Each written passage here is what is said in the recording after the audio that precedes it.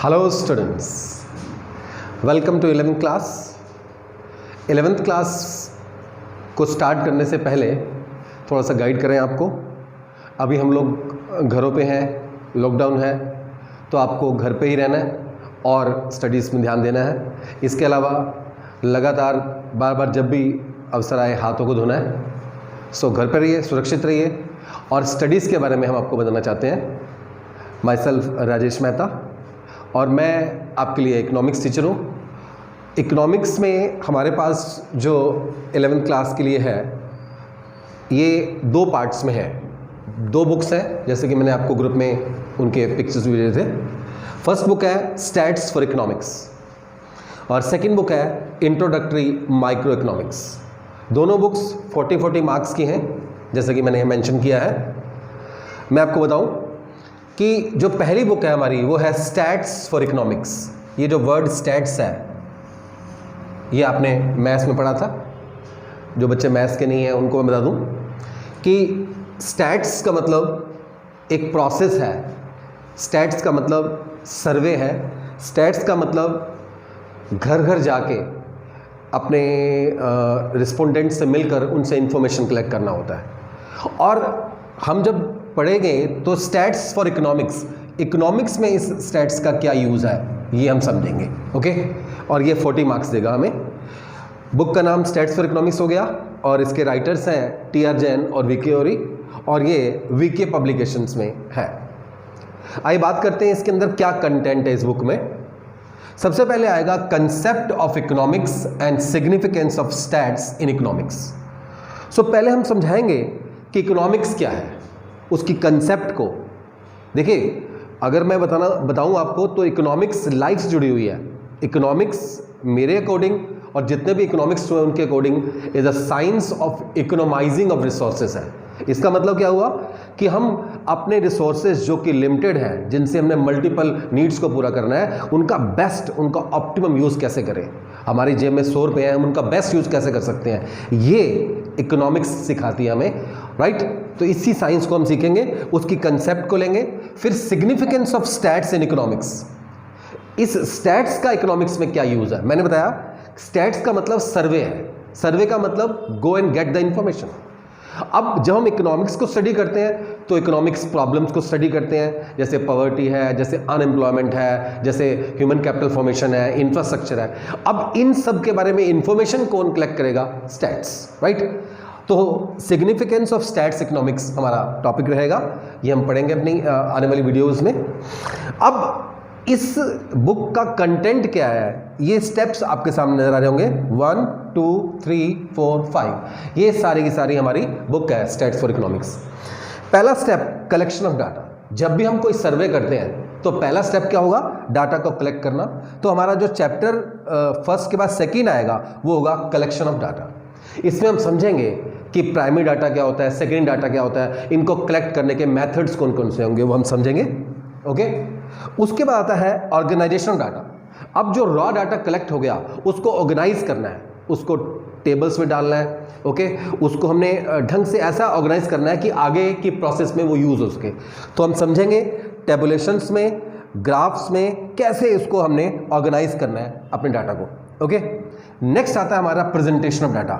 ये आपके चैप्टर्स हैं, 1 बाय 1 आएंगे और ये स्टेप्स बता रहे हैं कि पहले आपने कलेक्शन किया, फिर उसको ऑर्गेनाइज किया रॉ डाटा को टेबुलेशंस वगैरह में, सीरीज में। उसके बाद प्रेजेंटेबल बनाया। प्रेजेंटेशन का मतलब होता है कि हम अपनी बात को कहें, किसी को प्रेजेंट करें। अब उसके लिए डायग्रामेटिक प्रेजेंटेशन है, राइट, टेबुलर प्रेजेंटेशन है और भी तरह तरह के, जैसे मैं हम इस चैप्टर में bar diagram, pie diagram, right, frequency curves, ये सब सीखेंगे। अर्थमेटिक लाइन ग्राफ वगैरह ये आएंगे प्रेजेंटेशन ऑफ डाटा में। फिर हम समझेंगे नेक्स्ट पॉइंट, वो होगा analysis of data. Analysis of data means जो हमने डाटा को प्रेजेंटेबल बनाया था उसकी एनालिसिस करनी है। अब इसके अंदर जो है कुछ चीज़ें आएंगी जो आपने पहले पढ़ी भी हुई हैं, जैसे mean, median, mode, mean deviation, standard deviation, right, correlation. तो ऐसे कई टॉपिक्स आएंगे जो न्यूमेरिकल बेस्ड होंगे, एनालिसिस ऑफ डाटा में आएंगे और वो अच्छे मार्क्स देंगे, फुल मार्क्स मैथ्स की तरह होगा। ईजी है बहुत, समझेंगे तो करेंगे उसके बाद। और लास्ट जो आता है वो आता है इंटरप्रिटेशन ऑफ डाटा। हमने जो कुछ भी प्रोसेस की, डाटा कलेक्शन की, ऑर्गेनाइजेशन की, प्रेजेंटेशन की, एनालिसिस की, उसको इंटरप्रेट करना है, उसको रिपोर्ट करना है, उससे हमें निचोड़ निकालना है कि हमने जिस प्रॉब्लम के बाद डाटा कलेक्ट किया था अब उसको सोल्यूशन क्या दें, right. So that will be interpretation data. इसके लिए इसमें जो आएंगे हमारे पास इंडेक्स नंबर, ये जो टॉपिक है ये बताता है कि अब हम हमारी महंगाई यानी इन्फ्लेशन बढ़ रहा है तो उसके रीजंस क्या है और हम उसको कैसे दूर करेंगे, राइट। तो इस तरह से प्रैक्टिकल अप्रोच लेते हुए स्टैट्स को पढ़ेंगे हम। ये पार्ट 1 होगा हमारा, पार्ट ए समझ लीजिए, स्टैट्स फॉर इकोनॉमिक्स। दूसरा आता है हमारा इंट्रोडक्टरी माइक्रो इकोनॉमिक्स। अब ये जो है ना पहले होता था 12th में, अब ये 11th का पार्ट है और बहुत ही इंटरेस्टिंग है, इसको हम पढ़ेंगे। इसके अंदर इसका बेसिक क्या है, प्राइस थ्योरी। देखिए हम लोग प्रोडक्शन करते हैं, प्रोडक्ट बनाते हैं, अपनी सर्विस प्रोवाइड करते हैं, लेकिन उसकी प्राइसिंग कैसी हो। एक ही प्रोडक्ट जो है वो कहीं वीकली मार्केट में 10 रुपये का बिक रहा है और वो किसी शोरूम में वो 1000 रुपये का भी है, 500 का भी है, 2000 का भी है। तो ये प्राइसिंग थ्योरी क्या है, हम कैसे किसी प्रोडक्ट को का प्राइस फिक्स करते हैं, ये हम सीखेंगे माइक्रो इकोनॉमिक्स में। ओके, इसके अंदर क्या क्या आएगा, सबसे पहले इंट्रोडक्शन, हम समझेंगे इकोनॉमी क्या है, इकोनॉमिक प्रॉब्लम क्या है, कैसे अराइज होती है, क्या क्या सेंट्रल प्रॉब्लम्स है। सो इकोनॉमी के बारे में समझेंगे क्या क्या है उसका। उसके बाद हम देखेंगे मार्केट के अंदर क्या क्या होता है। मार्केट की 2 फोर्सेस हैं, एक डिमांड फोर्स और एक सप्लाई फोर्स। तो जो यूनिट ये आएगी हमारी, ये कंज्यूमर साइड यानी कि डिमांड यूनिट आएगी।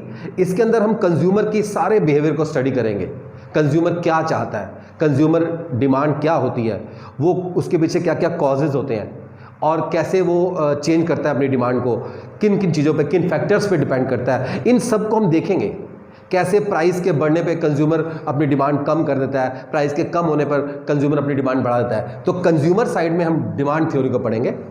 उसके बाद नेक्स्ट आएगा हमारा प्रोड्यूसर साइड। प्रोड्यूसर साइड मतलब सप्लाई साइड, मैन्युफैक्चरर साइड। ये वो लोग हैं जो प्रोडक्ट को बनाते हैं या प्रोडक्ट को हम तक सप्लाई करते हैं, राइट। इनका बिहेवियर समझेंगे कि ये क्या चाहते हैं, राइट। इनके लिए हम सप्लाई की थ्योरी समझेंगे, सप्लाई क्या है, सप्लाई का लॉ क्या है, सप्लाई किन किन फैक्टर्स पे डिपेंड करती है, ये सब कुछ, राइट। तो हमने दोनों साइड पढ़ ली, एक तरफ कंज्यूमर साइड, एक तरफ प्रोड्यूसर साइड। उसके बाद हम समझेंगे फॉर्म्स ऑफ मार्केट, यानी कि मार्केट कौन कौन सी फॉर्म्स है। मार्केट जैसे हमारे आसपास हमने देखा होलसेल मार्केट है, रिटेल मार्केट है, लेकिन हम इकोनॉमिक्स के पॉइंट ऑफ व्यू से पढ़ेंगे तो परफेक्ट कंपटीशन, मोनोपोली, मोनोपोलिस्टिक। पहले एक और मार्केट थी ओलिगोपोली, जो अब हमारे सिलेबस में नहीं है। तो 3 मार्केट्स पढ़ेंगे हम, परफेक्ट कंपटीशन, मोनोपोली और मोनोपोलिस्टिक। ओके, इन फॉर्म्स को पढ़ने के बाद हम प्राइस डिटर्मिनेशन सीखेंगे कि कैसे प्राइस डिटरमाइन होता है मार्केट में। मार्केट में एक तरफ कंज्यूमर डिमांड कर रहे हैं और एक तरफ सप्लायर सप्लाई कर रहे हैं, तो किस प्राइस पे दोनों संतुष्ट हैं, कंज्यूमर खरीदने को तैयार है और सप्लायर सप्लाई करने को तैयार है, वो प्राइस मार्केट प्राइस बनती है। इसका डिटर्मिनेशन क्या होता है, जिसको ये बात समझ में आ गई वो लाइफ में कुछ भी कर सकता है। देखिए मान लीजिए मैं एक वकील हूं, मुझे अपनी फीस तय करनी है, तो मुझे पता होना चाहिए कि मेरी डिमांड कितनी है, राइट। उसी हिसाब से मैं सप्लाई कर रहा हूं, तो मैं अपना प्राइस फिक्स कर सकता हूं, अपनी फीस फिक्स कर सकता हूं। कल को मान लीजिए आप में से कोई व्यक्ति प्रोडक्शन लाइन में आता है, कोई प्रोडक्ट बनाता है, लाइक ये मार्कर बनाया आपने, तो इसका प्राइस मार्केट में क्या हो, ये जो सिखाती है हमें माइक्रो इकोनॉमिक्स सिखाती है, राइट। तो इसमें प्राइस डिटरमिनेशन करेंगे। तो इस तरह से 40 मार्क्स हो गए स्टैट्स फॉर इकोनॉमिक्स के, 40 मार्क्स हो गए माइक्रो इकोनॉमिक्स के। अब आते हैं 20 मार्क्स, ये प्रोजेक्ट वर्क है, ये प्रैक्टिकल बेस्ड है, वाइवा बेस्ड है। इसमें टॉपिक्स आएंगे, करंट टॉपिक्स, कुछ आपके बुक में से टॉपिक लेंगे, बताएंगे, एक लिस्ट है टॉपिक्स की, उसके ऊपर हम स्टडी करेंगे। अगर हम स्टैट्स के साथ चलेंगे तो फिर तो हम कोई भी सर्वे का टॉपिक ले लेंगे, कंज्यूमर अवेयरनेस के बारे में कुछ भी।